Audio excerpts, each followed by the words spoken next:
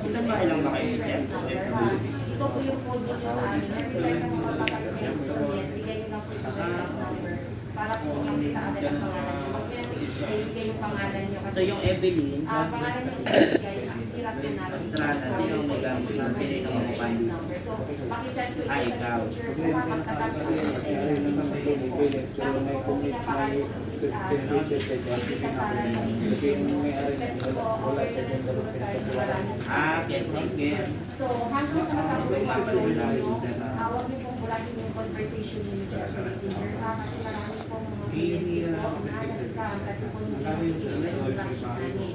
Once po na may magkakaroon po na ilipat po yung mga payment ninyo, huwag po yung basta lang na iniwala. Kontakin niyo po muna mga numbers na ito bago kayo maniwala. Okay? So, yun po, alam naman siguro natin maraming scam ngayon, kaya po pinapa-add ko dyan sa video. Ngayon po, pag nag-scam kayo,